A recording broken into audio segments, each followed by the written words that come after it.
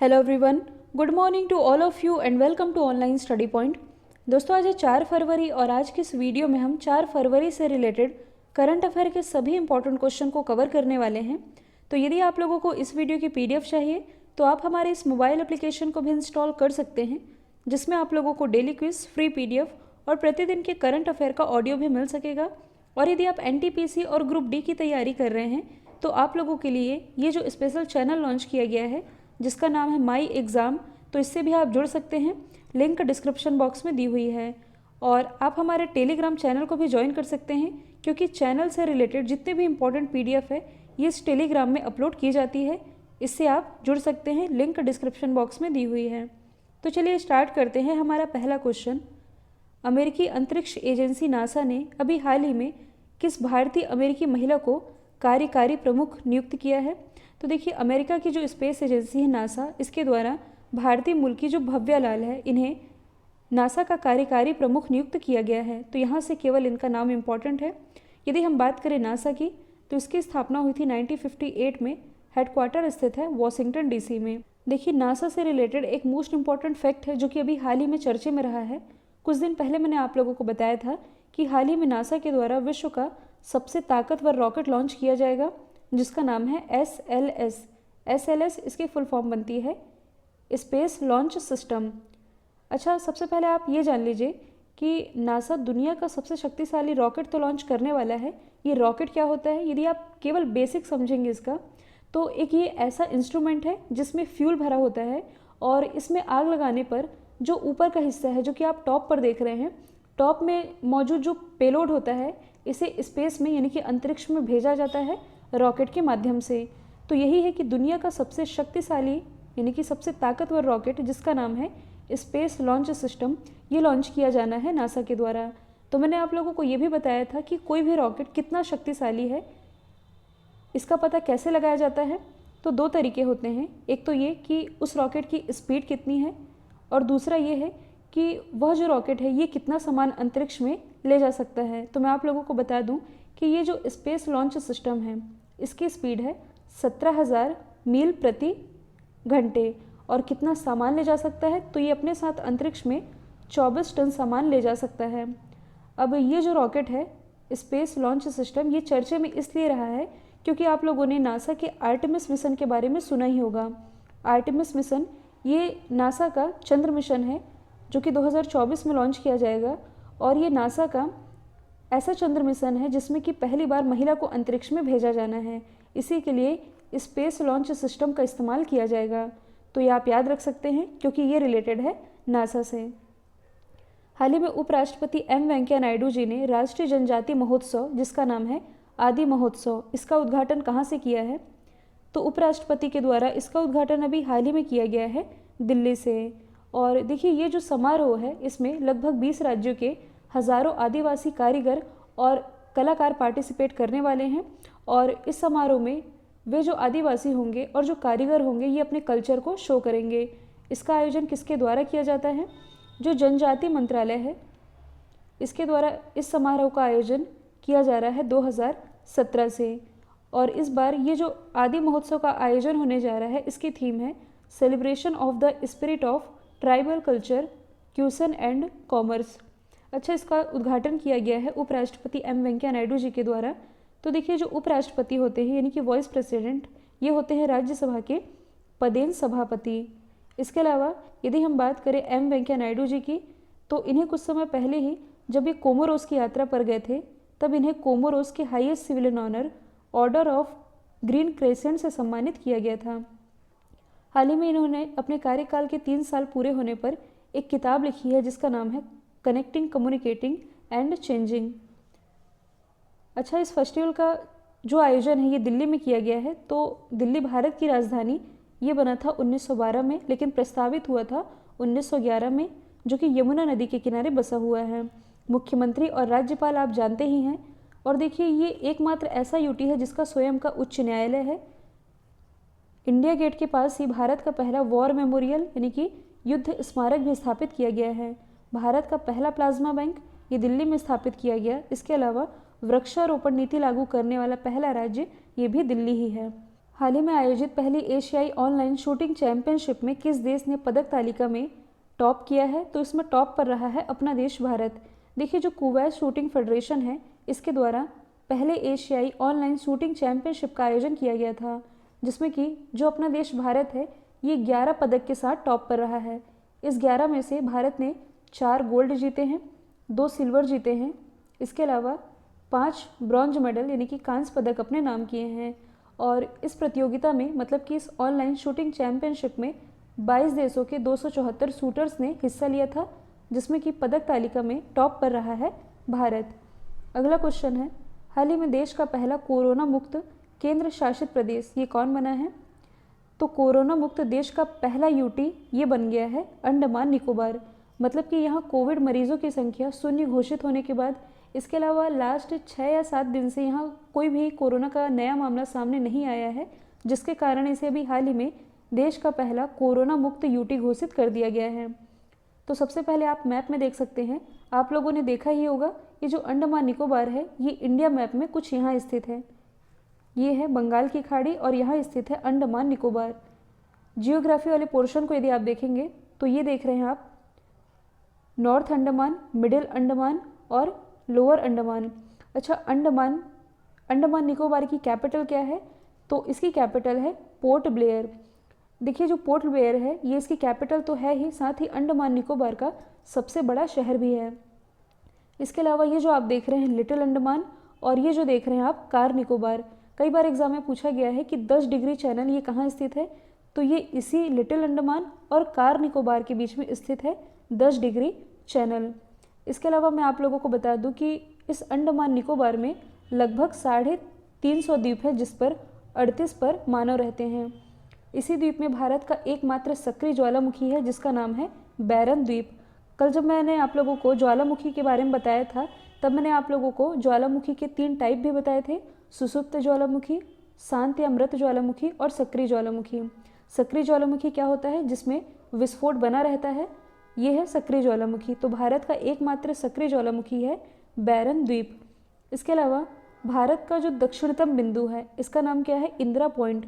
और ये कहाँ स्थित है? ये जो आप देख रहे हैं ग्रेट निकोबार, यही स्थित है भारत का दक्षिणतम पॉइंट। एक और चीज़ आप याद रखेंगे, ये जो आप देख रहे हैं दक्षिणी अंडमान, यानी कि ये जो आप देख रहे हैं लोअर अंडमान, और ये जो है लिटिल अंडमान। मतलब कि दक्षिणी अंडमान और लघु अंडमान, इन दोनों के ही बीच में एक दर्रा है, जिसका नाम है डंकन दर्रा। एग्जाम में पूछा गया क्वेश्चन है। इसके अलावा यदि आप करंट से रिलेट करेंगे तो कुछ समय पहले ही प्राइम मिनिस्टर नरेंद्र मोदी जी के द्वारा तमिलनाडु की जो राजधानी है चेन्नई से अंडमान निकोबार की जो कैपिटल है पोर्ट ब्लेयर, यहाँ तक के लिए पानी के अंदर ऑप्टिकल फाइबर केबल लेन का उद्घाटन वीडियो कॉन्फ्रेंसिंग के माध्यम से किया गया। अब देखिए, इस क्वेश्चन में बात की जा रही है भारत के पहले यूटी की, यानी कि केंद्र शासित प्रदेश की। तो अभी मैंने बताया है वृक्षारोपण नीति लागू करने वाला पहला केंद्र शासित प्रदेश है दिल्ली। जो पुदुचेरी है, ये भी यूटी है। तो AAI यानी कि एयरपोर्ट अथॉरिटी ऑफ इंडिया के द्वारा 100% सौर ऊर्जा से संचालित भारत का जो पहला एयरपोर्ट है, ये बन गया है पुदुचेरी एयरपोर्ट। इसके अलावा अंडमान निकोबार के बारे में हमने डिस्कस कर ही लिया है। यदि हम बात करें लक्षद्वीप की, तो कुछ दिन पहले ही ये न्यूज़ आई थी कि जैविक खेती लागू करने वाला भारत का पहला यूटी ये बना है लक्षद्वीप। हालांकि यदि राज्यों की बात की जाए तो जैविक खेती लागू करने वाला भारत का पहला राज्य ये तो सिक्किम है। अब पहला यूटी बन गया है लक्षद्वीप। और देखिए, आप लोगों के लिए ये जो रेलवे की स्पेशल ई बुक लॉन्च की गई है, जिसमें कि 7600 वन लाइनर क्वेश्चन है, 5000 जीके के क्वेश्चन, 1600 साइंस के और 1000 करंट अफेयर के क्वेश्चन वन लाइनर फॉर्मेट में कवर कराए गए हैं, जो कि खास तौर पर आपके रेलवे एग्जाम को ध्यान में रख करके तैयार किए गए हैं। इसे आप परचेस कर सकते हैं, लिंक डिस्क्रिप्शन बॉक्स में दी हुई है। इसके अलावा चंद्रयान 1 और चंद्रयान 2 से रिलेटेड जितने भी इंपॉर्टेंट क्वेश्चन हैं, इससे रिलेटेड एक वीडियो अपलोड किया गया है। अभी तक यदि आप लोगों ने उस वीडियो को नहीं देखा है तो देख सकते हैं, लिंक डिस्क्रिप्शन बॉक्स में दी हुई है। हाल ही में ऑक्सफोर्ड ने किस शब्द को 2020 का हिंदी शब्द चुना है? मतलब कि ऑक्सफोर्ड के द्वारा Hindi word of the year 2020 ये किसे चुना गया है? तो ये चुना गया है आत्मनिर्भरता को। कहने का मतलब ये है कि अकॉर्डिंग टू ऑक्सफोर्ड 2020 में सबसे ज़्यादा सर्च किया जाने वाला शब्द, हिंदी शब्द ये बन गया है आत्मनिर्भरता। इसके अलावा इसी ऑक्सफोर्ड ने जो नारी शक्ति शब्द है, इसे 2019 का Hindi word of the year चुना था, 2018 का, और 2019 का Hindi word of the year ये चुना गया था संविधान को, और 2020 का Hindi word of the year Oxford के द्वारा चुना गया है आत्मनिर्भरता को। तो 2018, 2019, 2020, और देखिए इसी ऑक्सफोर्ड के द्वारा लास्ट टाइम मतलब कि 2019 में वर्ड ऑफ द ईयर ये चुना गया था क्लाइमेट इमरजेंसी को। अब इसमें आप कंफ्यूज नहीं होइएगा, Hindi word of the year ये तो मैंने आप लोगों को बता दिया है, आत्मनिर्भरता को चुना गया है, लेकिन ऑक्सफोर्ड के द्वारा 2019 का जो वर्ड ऑफ द ईयर, केवल वर्ड ऑफ द ईयर की मैं बात कर रही हूँ, ये चुना गया था क्लाइमेट इमरजेंसी को। अगला क्वेश्चन है, हाल ही में एनपी ट्रोंग किस देश के राष्ट्रपति के रूप में फिर से नियुक्त हुए हैं?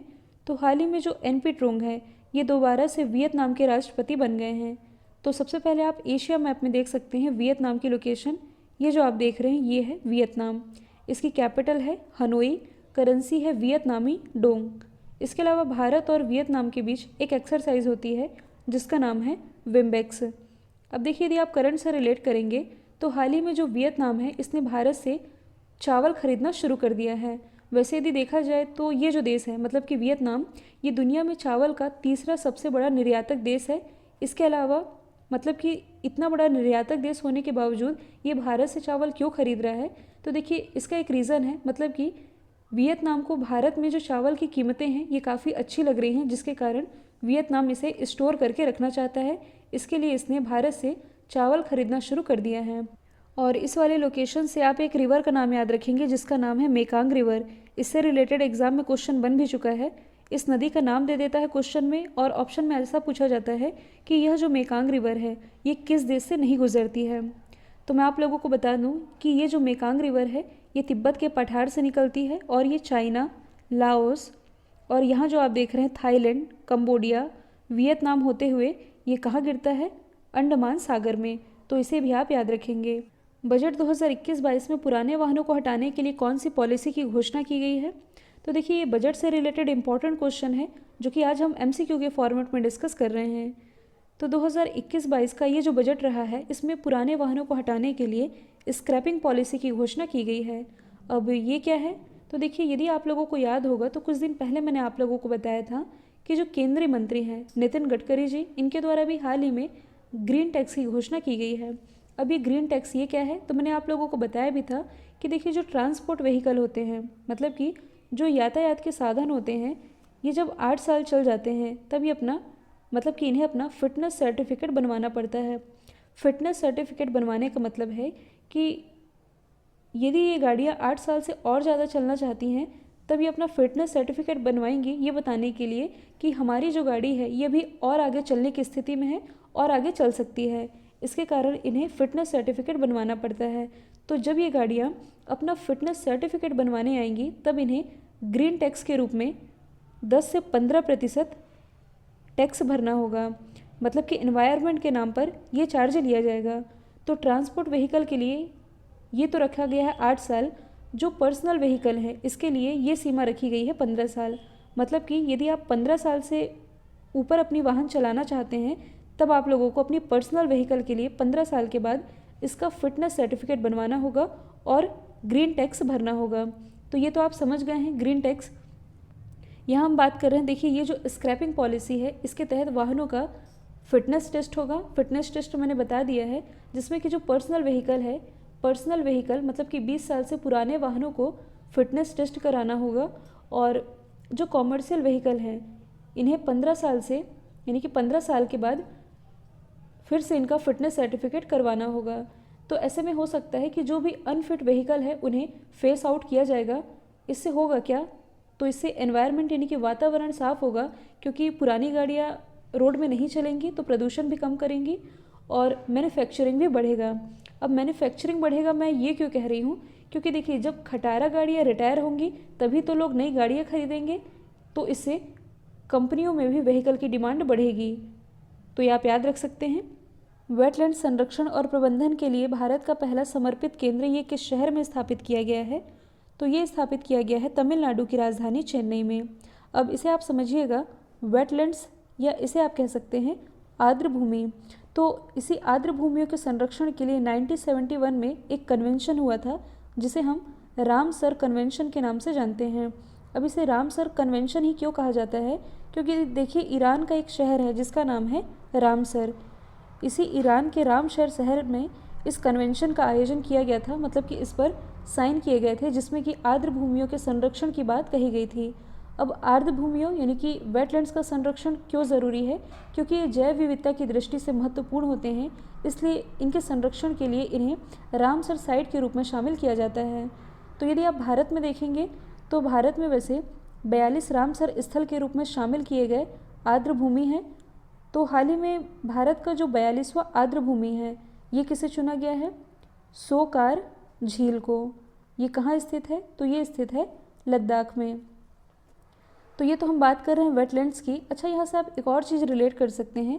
हाल ही में वर्ल्ड वेटलैंड्स डे भी मनाया गया है, और ये कब मनाया जाता है? 2 फरवरी को। और इस बार जो वर्ल्ड वेटलैंड्स डे मनाया गया, इसकी थीम थी वेटलैंड्स एंड वाटर, यानी कि आर्द्र भूमि और जल, जबकि पिछले वर्ष की थीम थी वेटलैंड्स एंड बायोडाइवर्सिटी। अब देखिए इस क्वेश्चन में बात की जा रही है भारत के पहले की। तो हाल ही में ओडिशा की राजधानी भुवनेश्वर में भारत का पहला फायर पार्क स्थापित किया गया है। हाल ही में केरल के कोझीकोड में भारत का पहला जेंडर पार्क स्थापित किया गया है। इसके अलावा पंजाब की जो राजधानी है चंडीगढ़, यहाँ नॉर्थ इंडिया का पहला डॉग पार्क स्थापित किया गया है, जबकि भारत का पहला डॉग पार्क ये स्थापित है तेलंगाना की राजधानी हैदराबाद में। हाल ही में किस राज्य ने हर घर पानी हर घर सफाई मिशन की शुरुआत की है? तो हाल ही में हर घर पानी और हर घर सफाई मिशन की शुरुआत की गई है पंजाब गवर्नमेंट के द्वारा। और इस मिशन के तहत 2022 तक सभी ग्रामीण घरों में 100% पाइप के थ्रू पानी पहुंचाने का लक्ष्य रखा गया है। इससे कि पंजाब के 155 गांवों के 6 लाख निवासियों को लाभ मिल सकेगा। यही है हर घर पानी हर घर सफाई मिशन, जिसकी शुरुआत की गई है पंजाब गवर्नमेंट के द्वारा।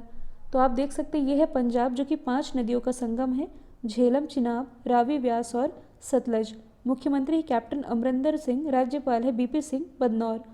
इसके अलावा इसकी राजधानी चंडीगढ़। इसी चंडीगढ़ में अभी मैंने बताया है नॉर्थ इंडिया का पहला डॉग पार्क, और इसी चंडीगढ़ में स्थित है रॉक गार्डन, जो कि बनवाया गया था नेक चंद के द्वारा। प्रमुख फेस्टिवल है वैसाखी और गुरु पर्व। देखिए जो कुत्तों का ब्लड बैंक है ये भी हाल ही में लुधियाना में स्थापित किया गया है। डॉग पार्क मैंने बता ही दिया। 3 कृषि कानून के विरोध में प्रस्ताव पारित करने वाला पहला राज्य है पंजाब। हाल ही में वर्ल्ड कैंसर डे ये कब मनाया गया है? तो हाल ही में ये जो वर्ल्ड कैंसर डे है ये मनाया गया है 4 फरवरी को। तो कैंसर से होने वाले कारणों के प्रति लोगों को अवेयर करने के लिए, मतलब कि जागरूक करने के लिए वर्ल्ड कैंसर डे मनाया जाता है 4 फरवरी को। और इस बार जो वर्ल्ड कैंसर डे मनाया गया इसकी थीम थी I am and I will, मतलब कि मैं हूँ और मैं रहूँगा। अब आप लोग ये सोच रहे होंगे कि यही थीम तो लास्ट ईयर भी थी। तो मैं आप लोगों को बता दूं कि वर्ल्ड कैंसर डे की ये जो थीम है ये 3 साल के लिए फिक्स कर दी गई है। 2019 में भी यही थी, 2020 में भी यही थी, और इसलिए 2021 में भी यही है। अगले साल हो सकता है ये थीम चेंज कर दी जाए। तो देखिए वर्ल्ड कैंसर डे ये तो मनाया जाता है 4 फरवरी को, जबकि जो नेशनल कैंसर अवेयरनेस डे है, मतलब कि राष्ट्रीय कैंसर जागरूकता दिवस, ये मनाया जाता है 7 नवंबर को। तो दोनों ही आप याद रख सकते हैं। तो ये है फरवरी का दूसरा इम्पॉर्टेंट डे। पहला इम्पॉर्टेंट डे अभी मैंने बताया है वर्ल्ड वेटलैंड्स डे, जो कि 2 फरवरी को मनाया जाता है, जिसकी थीम है वेटलैंड्स एंड वाटर। कल जो मैंने आप लोगों से सवाल पूछा था इसका राइट आंसर था कोझीकोड। अब आप लोगों के लिए आज का सवाल है, भारत का पहला डिजिटल बजट किसने पेश किया है? तो इसका जो भी आंसर है कमेंट बॉक्स में बताइएगा। वीडियो यदि पसंद आया है तो लाइक, शेयर और सब्सक्राइब करना बिल्कुल मत भूलिएगा। तो आज के लिए इतना ही। Thank you so much.